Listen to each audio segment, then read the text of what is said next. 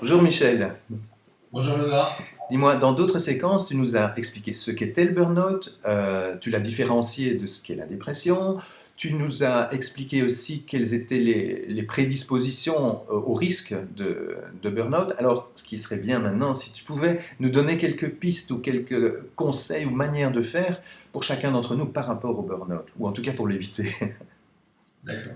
Bon, donc là, je vais être très succinct parce que la prise en charge de quelqu'un qui est en burn-out, notamment stade 3, 2 et 3, c'est long, ça dure un an ou deux, mais je suis d'accord de te donner quelques pistes.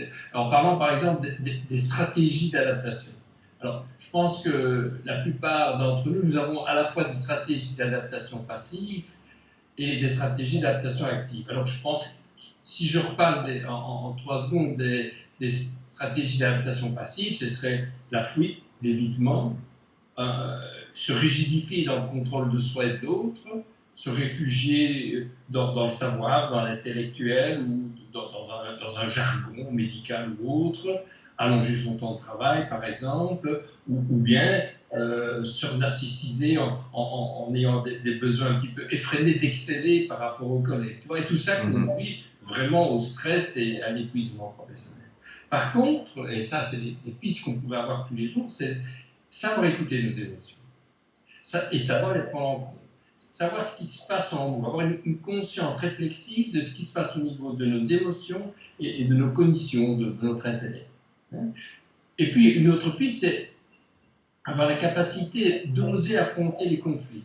Les conflits interpersonnels au sein de notre famille, avec nos enfants, avec nos conjoints, avec aussi au niveau professionnel. Savoir les reconnaître et savoir trouver des solutions plutôt que les éviter. Ce qu'on pourrait faire aussi, c'est planifier, anticiper nos actions. Voilà. Et puis, un petit point important qui est fondamental, s'arrêter pour des réévaluations, si je sais le dire, révélations positives. C'est à dire se dire, aujourd'hui, j'ai l'impression que j'ai bien travaillé. Alors, on n'est pas dans l'orgueil, mais on se dit, tiens, oui, ce que j'ai fait là, je me suis bien débrouillé là, dans cette situation. C'était pas facile et je me réévalue positivement. Je prends donc plaisir à mes succès. D'accord. Et aussi, un point important, c'est que je recherche du soutien social. J'ai des amis, de la famille, mon conjoint, ma conjointe, et je me dis, mais qu'est-ce que tu en penses de ce que j'ai fait? Est-ce que c'est OK? Voilà, de manière humble, mais aussi oser demander du soutien. Ah, super, plein de belles pistes alors. Voilà. De communication avec soi, de communication avec l'autre, de compréhension ou d'écoute de soi-même, de prise de temps pour soi, pour les autres, les relations. D'améliorer son environnement familial, d'améliorer son environnement professionnel. Voilà. Merci pour ces pistes, Michel. Je t'en prie, Lola. À bientôt. Salut.